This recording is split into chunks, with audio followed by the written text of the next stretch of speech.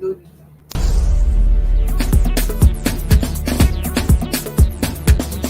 SRTV.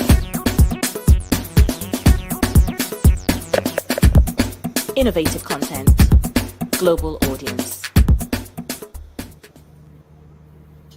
Good evening. My name is Rebecca A, your host for People and Politics show.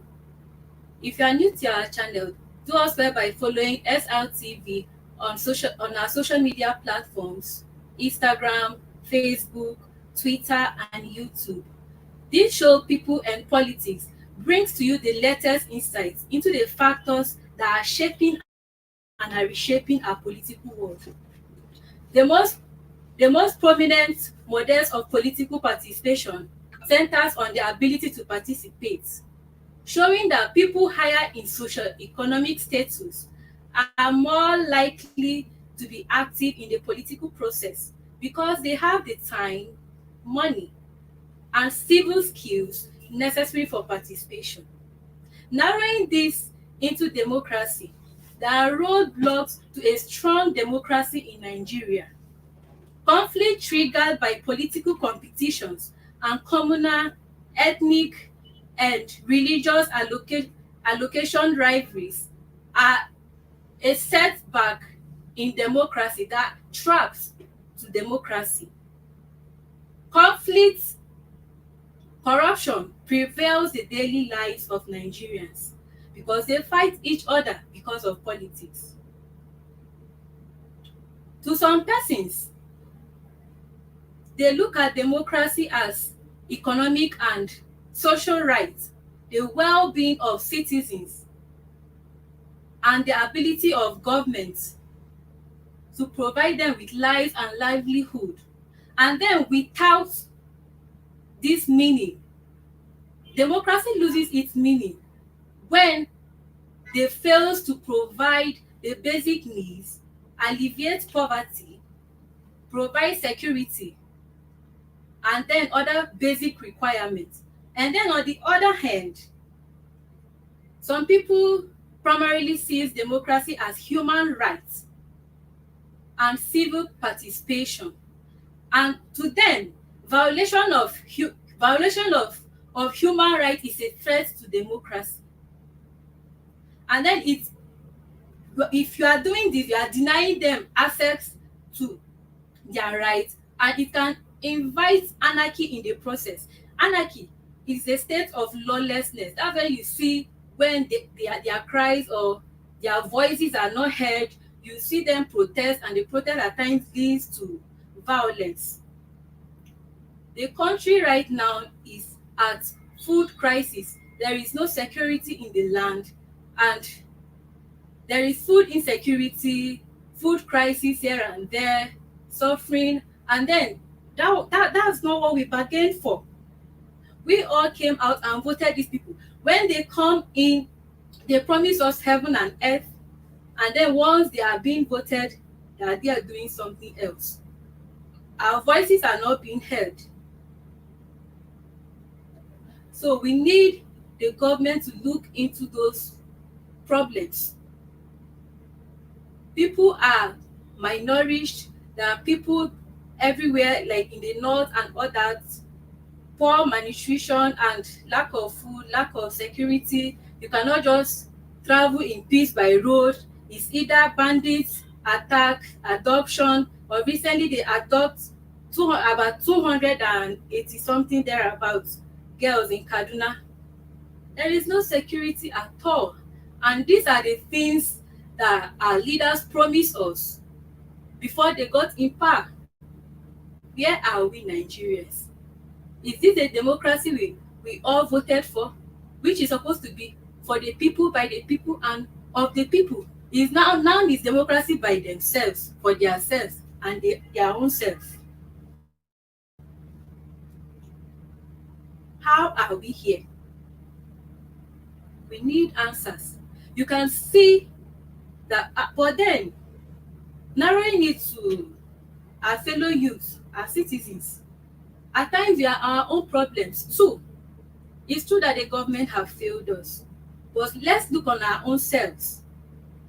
There is this story of a man that was locked in prison, and then two things were placed before the prison gate, a key and a bread, for him to pick one thing.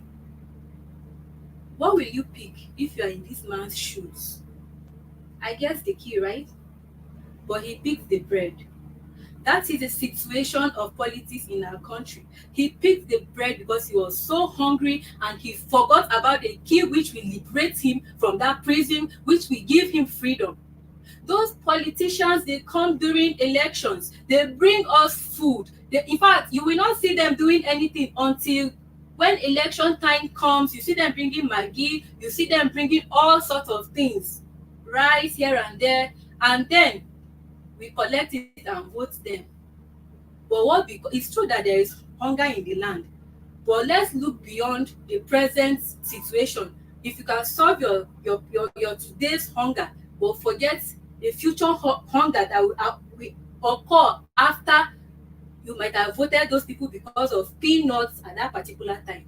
That is the situation of that man that was in prison, and then he picked bread over key because the freedom was taken away. We need to look beyond peanuts. We need to have our own freedom. When those people come around during elections, we need to tell them, no, we don't want it. Let's do what is right. Let's vote the right people in power. Anybody who is coming during elections to bribe or like trying to induce us or cajole us into voting them, they are not worthy of voting. You should be able to do something for people even before elections. It's not when election time comes that you come to camouflage and then buy people off. Some of them go as far as using us youth as thugs. But what becomes? We are at the receiving end. You will see them at the end of everything.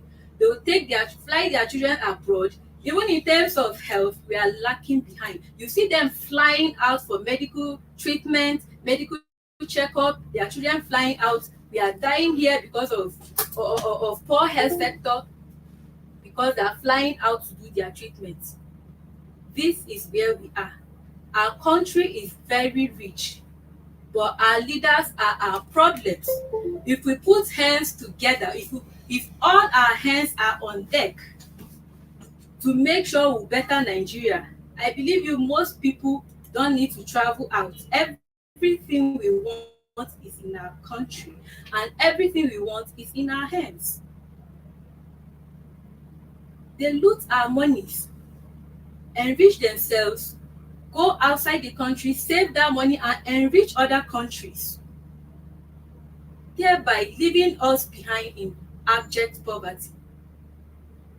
You see one politician riding 20 cars with how many securities? You won't see that in other Western countries. You won't. They are not checkmate at all. They do what they want. And that's why there is high level of poverty in our country, because one person is having what is supposed to be meant for, let me say, 200 persons or more. They don't mind. People are starving. People are dying of hunger. People are dying of sicknesses. They don't have money to feed. They don't have money to go treat themselves in the hospital. And security again is a major challenge in the country. You cannot travel, especially using the north side. You cannot travel in peace. Each time you are traveling, you'll be engulfed with fear. This is the state we are in. Our governments have actually failed us. They are supposed to secure our lives, our well-being should be their top priority. But what do? They are not concerned. Before I go on, shortly we're going to be playing a video concerning people starving, complaining about food, because there's food crisis in the country presently. Even the ones available are bought by the rich. But food is very, very expensive that a common man cannot afford to feed. Food now is basically for the rich because the prices of food have gone high, and most people who are supposed to be in the farming are at IDP camps because of the same crisis, because of the same fights from herdsmen. They cannot farm on their lands in peace without being invaded by those herdsmen. Those people now are at IDP camps begging for food. What an irony. People that are supposed to farm, they are not comfortable. Give them anything there at IDP camps, but they will not be happy because they are not, there's no place like home. They are used to their ancestral homes and they are being driven away. What a country. And then the attack on those people is attack on the nation, because any attack that has to threaten food has to do with the nation. There is nothing done about it at all, and it's not good. Then we'll be playing a video of those people that are suffering. They cannot feed. But then there are some persons, the rich have hijacked palliative that is meant to be shared. We cannot even count how many states are sharing it. They have hijacked those palliative. At a point, some people will loot and they will still bring them to poop. They are hungry. Why are you arresting them? Why are you bringing them to poop? A hungry man is an angry man. It's very funny that when someone loots palliative, they will be talking about it, or it will be a crime. There is no crime. Do you want them to die of hunger? Do you want them to starve? Not as if there is food in Nigeria, but it's only for the rich. Dollar keeps going high, and everything that goes high in Nigeria is very, very hard for it to come down. We'll soon be going on a break, and on this show we have a guest, but after the break we're gonna be inviting the guest. He's a politician, a former aspirant for House of Rep, and then a political scientist as well. We need to put our hands together. The government needs to help we the citizens. We the citizens need to help ourselves. We must not always wait on the government. The government needs to do something for sure, but we don't always need to rely on them. If you see you have more and then this person doesn't have, starving, you should render a helping hand, sorry to say. Because the level we are in now is very, very alarming, and it's not good for our country. Even the neighboring countries are beginning to surpass us, which is not good. We are the giants of Africa. We need to move past the stage we are in. We are going to take a quick break, and when we are back, we'll be bringing our guests live with us. At SRTV Film Academy, our students are not just learners. Through our comprehensive programs and hand-on trainings, they are transformed into confident and skilled professionals ready to face the world of filmmaking and journalism. We offer a range of courses from film acting to cinematography, costume and makeup design, special effects, script writing, directing, and lots more. Take the first step to unleashing your potentials on the big screen. Do well to register with us today. Remember, there is always a professional way to doing everything. Acting is my true passion. I can't wait to dive into the beautiful world of character interpretations. The ability to step into someone else's shoes, feel what they feel, bring their stories to life is an exhilarating experience for me. SRTV Film Academy has a comprehensive curriculum that will help me refine my acting skills, explore different acting techniques, and of course, help me find my unique voice as an actor. I am so ready to take on any role, embrace any challenge, and make my impact in the world of film. Cinematography has always fascinated me, and I am thrilled to be able to hone my skill at SRTV Film Academy, and I can already envision myself behind camera capturing electrifying, breathtaking shots that will leave the audience in awe. Yeah, for real. Being a part of SRTV Film Academy means I get to take my love for makeup to a whole new level. Special effects makeup is like magic, I tell you. Allow me to create scars, wounds, and fantastic creatures. I can't wait to learn to use the art of prosthetic to create imaginary world. And all hands on deck and guidance from professionals at SRTV Film Academy will help refine my skill and turn my passion into a career. I'm eager to unleash my creativity and make a lasting impression in the world of film and television. As someone who is passionate about reporting and journalism, I am more than thrilled to be part of this prestigious academy. I can't wait to learn how to effectively communicate or engage with viewers through reporting and storytelling. SRTV Film Academy Abuja, enroll today! We're gonna shoot me! We're gonna shoot you!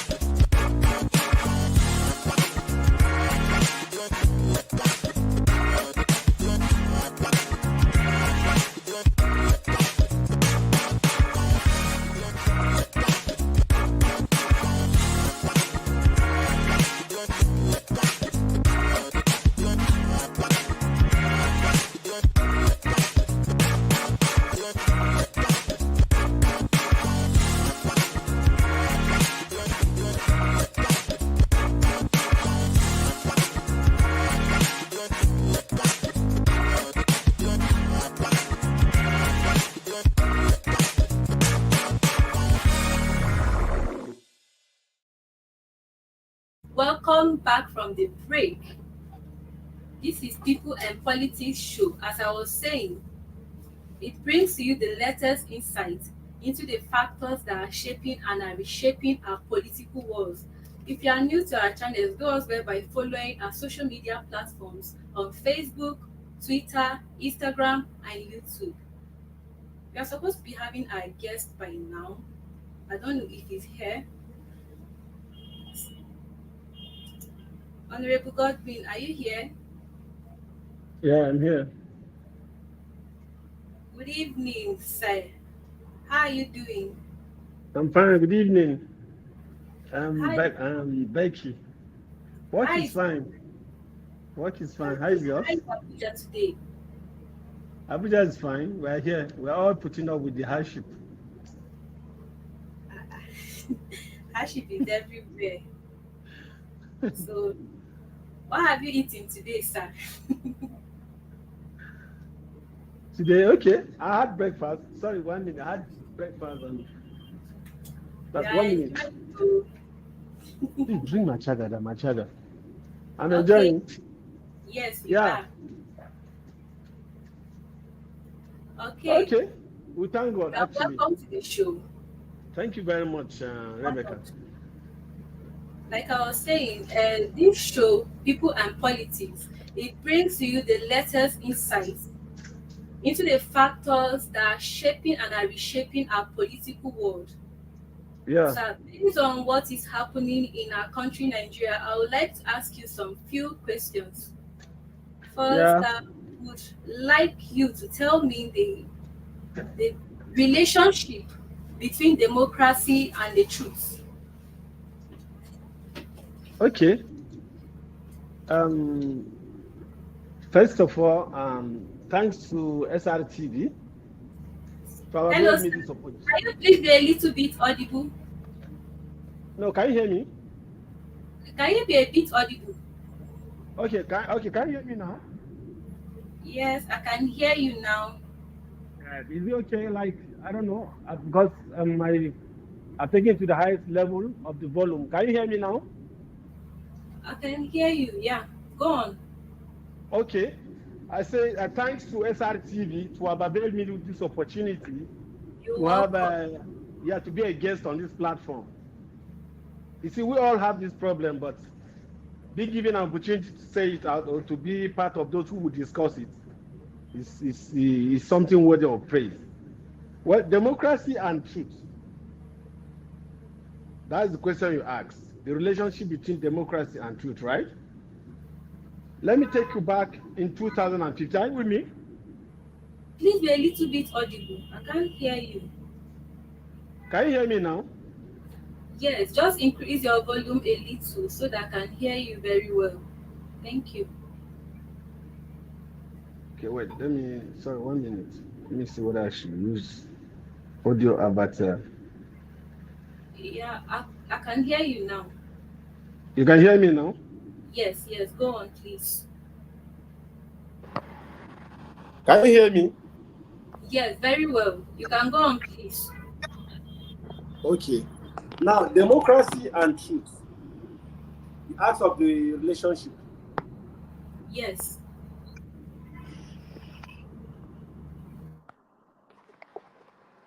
Well, when Donald Trump suggested to contest, let me take you back a little before I'll tell you what exactly is the relationship between democracy and truth.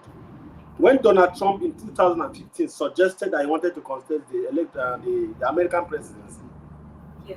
there was a lot of debate on the street because it's a general norm that Donald Trump, I'm sorry to say, have this allergy to saying the truth.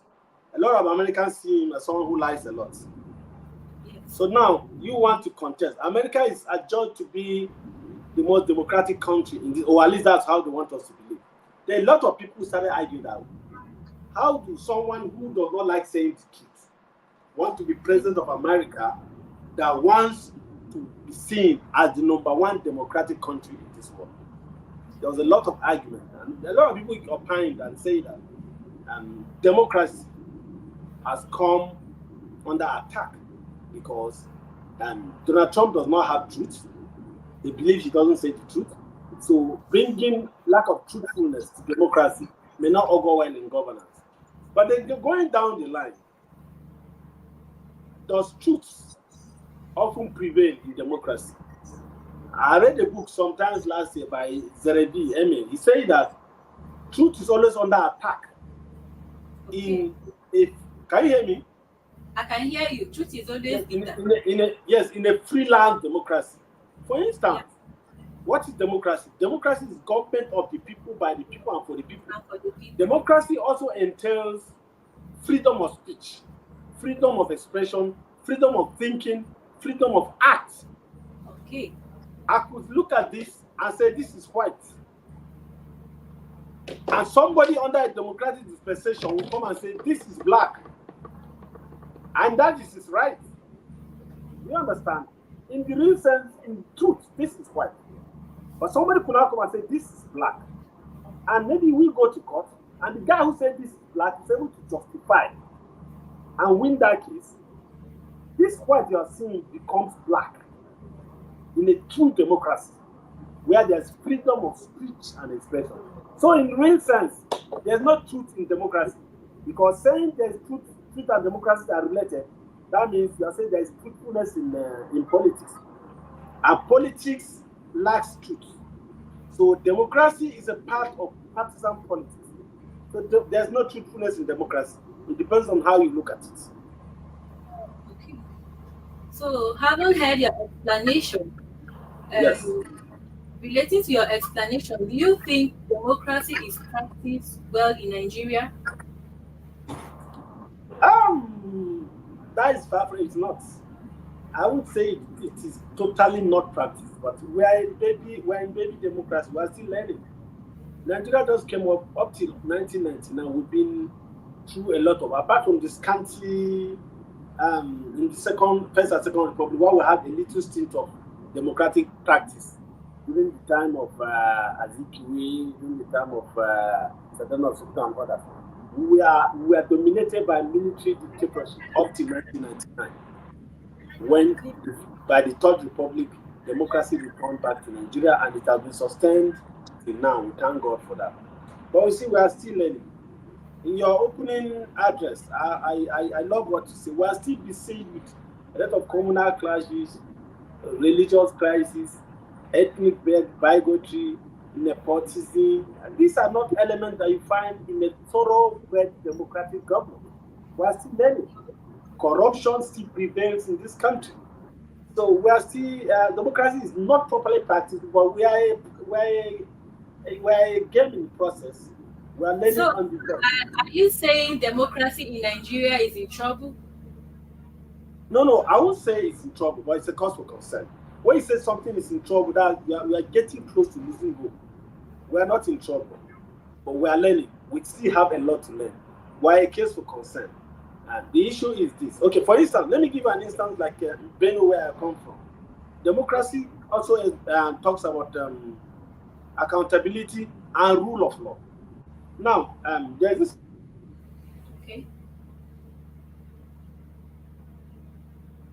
Hello, sir. Are you there? Hello, sir. Are you there? Are you there? Oh, there was a break in transmission. I think that's the network problem. That's one of the challenges we're facing in the country right now. Network issues and light issues. I just hope you'll be back soon so that we can continue. Like we were saying, there are a lot of religious crises going on, food crisis here and there. Democracy, could it be? Sir, are you back? Yes, I'm back. Okay, you can continue, please. Oh, okay. Now, democracy, like I told you, sorry before the court, also entails rule of law. Now, a court of competent jurisdiction sat down in Benue. You know, there is this political struggle between the sitting chairman of APC, which is the ruling party in Benue, and an auxiliary chairman that was dominated by another faction. Now, a court sat down in Benue, led by the chief judge of Benue State, and declared one of the parties. Can you hear me? Yeah, I can hear you. And declared Austin Agada the authentic chairman of Benue State. And I tell you that by the next day, the governor was seen with the other chairman that the court have ruled against. So now, you ask me if democracy is in trouble in this country. It is. But we are still in the process of learning, where our leaders who are supposed to be the front runners of this democratic norm are leading by purebred bad example. The biggest problems of these countries are caused by good leaders. I can't hear you again. Can you hear me now? I can hear you now. Yeah, I said the biggest problems of that is the biggest threat to democracy in this country is from our rulers. It's from our leaders, yes? Yeah. People who we look up to. People who are supposed to lead by example. People who are supposed to do the right thing for us to copy. And the people who are actually doing the wrong things.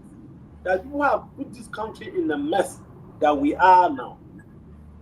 So, going by your question, our democracy is not in trouble, but our democracy is still at that baby and it has refused to grow. It has refused to grow. And that's why it's culminating to hunger, insecurity.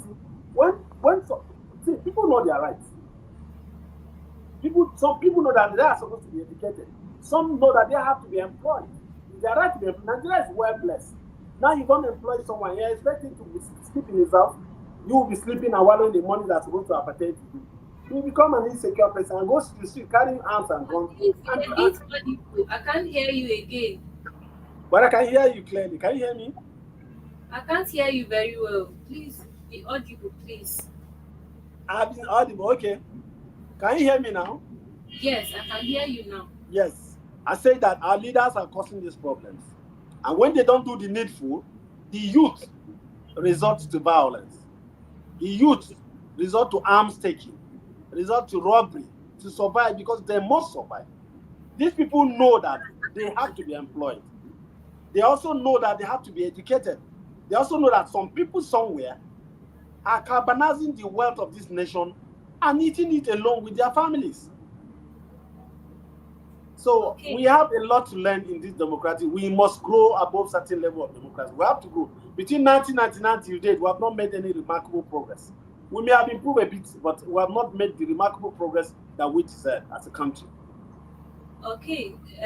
So how much do we need to worry about democracy in Nigeria? Yeah, like I just said, why do you worry about something? You only worry about a situation when it's getting bad. We need to worry. We need to be disturbed. The good thing is, I think we have gotten in a manner that democracy will continually be sustained. The policies are put in place to let the military remain in the barracks. So we know that we're on a path of democratic government for a very, very long time. Maybe till Jesus come, I don't know. We don't wish and hope for any coup. So we will have cause to worry when our leaders continue to remain the way they are, continue to remain bad leaders the way they are. We have cause to worry. But when we begin to see improvement, I think we can now go back and sleep. For instance, when we improve in democratic thinking and sharing of evidence, security will improve, food crisis will reduce, and cost of living will also reduce. A lot of people will be employed, most people will be educated, and honestly, myself and you, Rebecca, we go to our bed and sleep with our eyes closed. So, but for now, we should be worried. Let's continue to pray that as they wake up every day, as they are preaching some of these their policies, things will get better. That's our prayer. Yeah. It's a disturbing situation, actually. So, Yes. sir, what do we need to do better to understand what is happening in different parts? Okay, if I get that question, that means we should look at what's happening in other places and then maybe implement them here. By 1978 to 1983, 84, 85, there used to be a lot of people coming in from Ghana into Nigeria to come and live here. They come here to even do many jobs. But trust me, people, can you hear me? Businesses, and they survive here. But as I'm talking to you now, if you give me a living visa in Ghana, I will go. Do you know why? It is. Yeah, do you know why? Because when Jerry Rawlings came to power, he brought in reforms. He brought in new policies that automatically transformed the entire democratic setting of Ghana as a country. When you get your democratic rules right, even your currency appreciates. The standard of living improves. We can copy from Ghana. We may say we are the giant of Africa. It doesn't matter. We can copy from them. We can send our legislators. They go there, they will learn. Now the world is a global village. We can Google it. These are leaders who are the National Assembly. Google how these things are done in other countries. Google how a proper democratic setting can be run and implement. Create awareness to people's self-responsibility, democratic awareness in this country. Let people know their duties. Let people know their responsibilities. Let people know, be aware of the consequences of destabilizing a proper democratic existence. Okay. Let there be jingles, let there be public campaign, and then most importantly, electoral reforms. We must reform our electoral system so that when we vote, we must, let me tell you, who's sitting there and myself, we know people in our community that when voted into power, we do the right thing. We know the people, these terrible people come from us, and we know them. But the thing is, they manipulate the system and find themselves there, without whether you vote them or not. When we get our electoral reform strong, when we get our electoral system strong, we will vote in people we prefer, people whose history and pedigree we know. When we get them there, you understand, you can be sure that democracy will keep improving on a daily basis or on a yearly basis in this country. So we must listen. We can stay only on the phone here and see what's happening there. You can go on your TV. You see how the legislators in overseas are run. You see how the various system of government and governance are being run. Please let me chip in.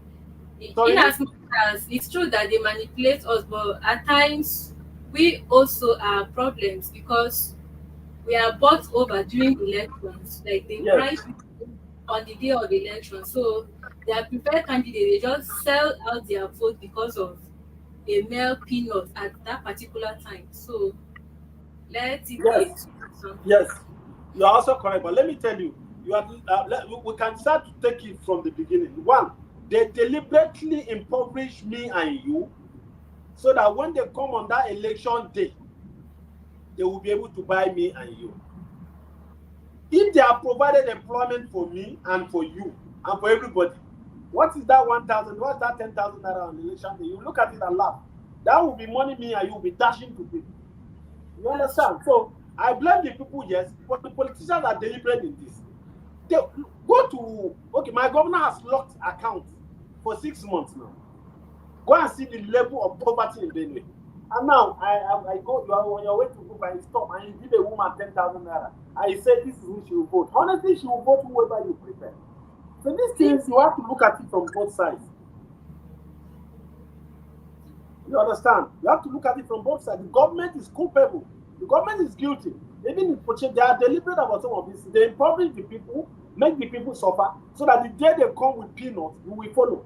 Of course, not many people will be able to have the mind to a system that is strong. Who buys votes? Because nobody lacks anything.